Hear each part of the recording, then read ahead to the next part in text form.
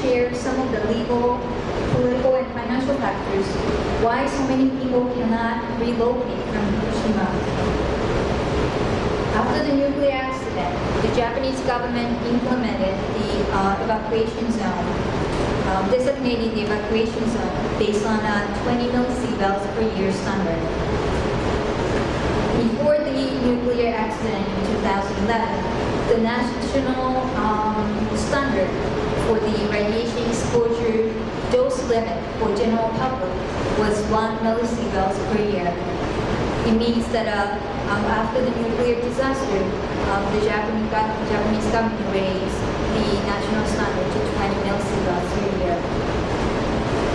And because of this very lenient standard, only 11 cities, towns, and villages in Fukushima were designated within the evacuation zones.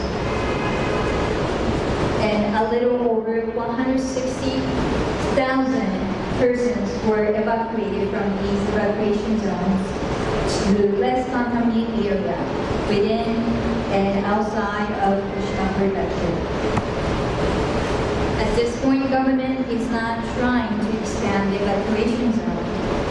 But rather, they are trying to lift evacuation orders of contaminated areas by decontaminate these areas in such a way so that the evacuation exposure dose will go below 20 millisieverts per year.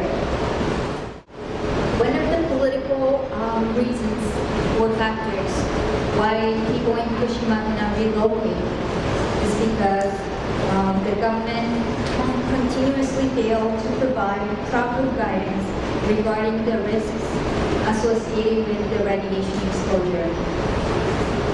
From the beginning of the nuclear accident, the government failed to provide proper guidance to its citizens regarding the potential risks associated with the radiation exposure. And not only that, there is a strong campaign surrounding Fukushima, emphasizing the safety of the area while downplaying the harm of the low-level radiation exposure. Famous quotes from a high-level government official and a medical professor of a medical university in Fukushima are the following: no immediate harm, no evidence of physical harm under 100 millisieverts per year. Do not be so nervous. Stress will be the most harmful to children, and so on. Unfortunately, many citizens still believe the authority, and people who are concerned by the situation become a minority, isolated and virtually forced to be silent in Fukushima. There are also some financial reasons why people cannot relocate from Fukushima. Because of the hard economy, a lot of citizens are struggling financially. And the government has not provided any compensations to citizens. However, the TEPCO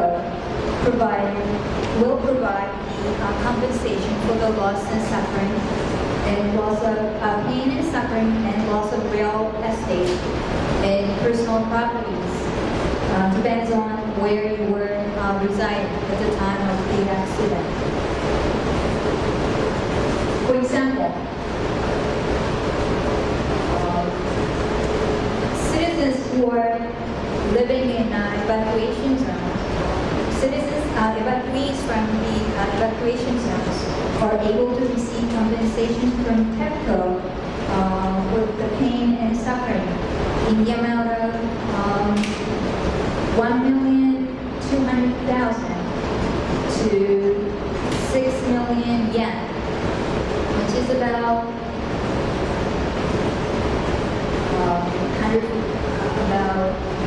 12,000 to 70,000 US dollars. And also they will be able to provide entire or the partial value of their lost real estate, their houses, and values of some of their personal properties. Citizens whose homes were outside of Fukushima, outside of the evacuation zones in Fukushima, were unable to receive proper assistance from the government to relocate to less contaminated areas.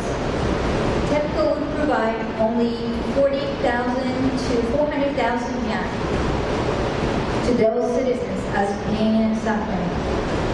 But compensation for their lost real estate or properties would not be provided to them, even if they cannot go back to their homes. And there's a difference between the people whose houses were designated within the evacuation zone or outside the evacuation zones. So that's why the Human Rights Now has been advocating to recognize, asking the government to recognize the right to relocate as long as the radiation exposure dose is more than 1 millisieverts per year, excluding the background radiation, and providing social assistance and other type of assistance so that they will be able to continue their life outside contaminated areas.